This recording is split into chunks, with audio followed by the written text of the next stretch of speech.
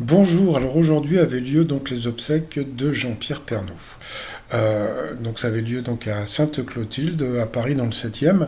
Et moi, sur plusieurs vidéos, je m'étais posé la question à savoir, mais pourquoi cet endroit, pourquoi Nathalie Marquet n'a pas choisi, comment dire, la cathédrale d'Amiens, etc., etc. Et j'ai compris un truc aujourd'hui, c'est que, eh bien, c'est dans ce lieu qu'avait eu lieu leur mariage que l'on peut voir ici. Donc voilà, donc ils étaient beaux hein, quand même tous les deux en blanc.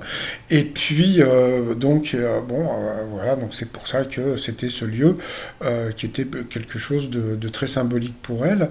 Et puis après, quand j'ai vu sur le perron de l'église, on a pu voir donc eh bien cette personne. Et puis cette personne, eh bien je la connais. Et ben cette personne, c'est Alain Maillard de la Morandais. Donc c'est l'abbé de la Morandais, personnalité très médiatique qu'on voit souvent sur les plateaux de télé. Et c'est pareil, eh bien, si cette personne a officié donc pour les obsèques de Jean-Pierre Pernaut, c'est parce que c'est lui qui comment dire qui les avait mariés. Donc je trouvais que c'était un très beau geste. Donc voilà, moi qui n'avais pas compris pourquoi eh bien, Nathalie Marquet n'avait pas choisi Amiens. Bah, maintenant, j'ai un peu mieux compris. Et puis alors, autre chose que j'ai trouvé vraiment très jolie, c'est-à-dire que, comment dire, le corbillard, entre guillemets, quoi, donc la voiture, eh bien, c'était, regardez la marque, je crois, je sais pas si vous pouvez la voir, mais c'est une Maserati. Et comme on sait, eh bien, Jean-Pierre Pernaut était un grand fan de voitures, un grand fan de vitesse, un grand fan de sport automobile. Donc j'ai trouvé que c'était un geste très touchant de sa compagne. Voilà. Ensuite, bon, bah, on a pu donc les voir sortir. Donc bon, bah, voilà, vous aviez Nathalie Marquet donc avec l'abbé.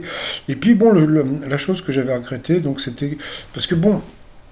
Jean-Pierre Pernaut, c'était une personnalité qui était très, comment dire, très peuple, vous voyez, très populaire.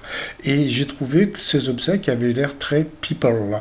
Donc je pense que j'aurais préféré le contraire, tout simplement. Mais bon, donc il y avait donc Michel Drucker, il y avait Laurent Delahousse, il y avait aussi Denis Brognard, vous aviez aussi donc Madame Macron et puis Nicolas Sarkozy. Donc vous voyez, donc c'était quand même très people. Bon, bah de toute façon, c'était, voilà, bon, il y avait 700 personnes dans l'église et il y avait beaucoup de membres de comment dire de TF1 puisque bon je pense que les personnes qui travaillaient à TF1 pouvaient s'inscrire pour aller lui rendre hommage. Donc voilà, on a pu voir Cyril Hanouna. Et très étrange, regardez derrière, c'est son garde du corps, on dirait un ninja. On a pu voir donc Miss du Coudray sur la gauche et sur la droite, là, on peut voir aussi eh bien, Jean-Pierre Foucault. Donc voilà, et puis alors regardez sur le perron, il y avait ce chiffre 80. Alors bon, les gens se disent, ah, pourquoi? Parce qu'il aimait rouler à 80. Pas du tout, 80, eh bien c'est la Somme, hein, c'est la Picardie, donc voilà. Et bien c'est sa région qui a voulu lui rendre hommage, donc j'ai trouvé ça très joli. Et puis bon, chose la plus touchante, hein, c'est quand le cercueil est sorti et puis qu'il est rentré donc dans l'église. Donc bon, déjà tout le monde a applaudi.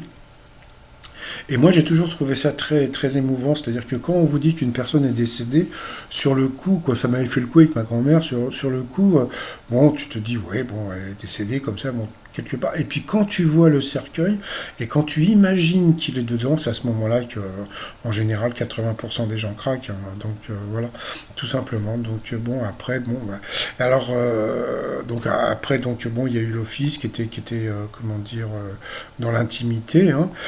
Sinon, ce matin, je vous ai posté ce message de Jean-Luc Reichmann.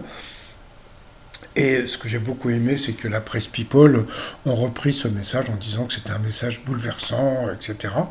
Moi, j'ai trouvé que c'était un message très digne, très, voilà, très respectueux, voilà. Donc, bon, je peux vous le relire. Hein.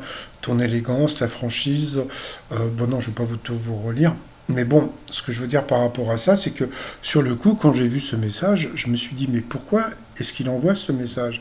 Eh bien, je pense que ce message, je réfléchis, eh bien, ce message a été envoyé parce que, tout simplement, parce que, eh bien, je pense que Jean-Luc Reichmann n'a pas pu assister, donc, aux obsèques comment dire, de Jean-Pierre Pernaut. Voilà, donc ici on peut le voir en photo, donc il y a sûrement des photos qui vont tourner sur Internet, on va le voir avec sa compagne. Donc Jean-Luc Reichmann avec sa compagne, mais ça ce sont les obsèques d'Yves Régnier, vous voyez ce que je veux dire?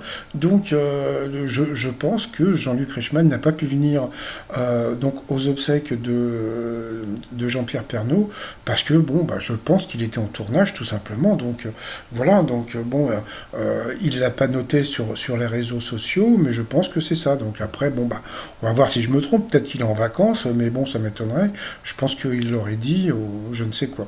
Et puis, bah, autre absent aussi, mais bon, c'est pas très important, mais j'ai trouvé ça assez rigolo. On est en direct, je n'ai pas pu aller aux obsèques de Jean-Pierre. Toutes mes pensées, donc c'était Julien Courbet. Puis au journal Le Trésor, et bien Jacques Legros a dédié donc le Trésor d'aujourd'hui en la mémoire de Jean-Pierre Pernaut. Bon, bah, qu'il repose en paix tout simplement, et puis bah, moi je vous souhaite une agréable journée, et je vous dis à demain. Portez-vous bien, bye bye.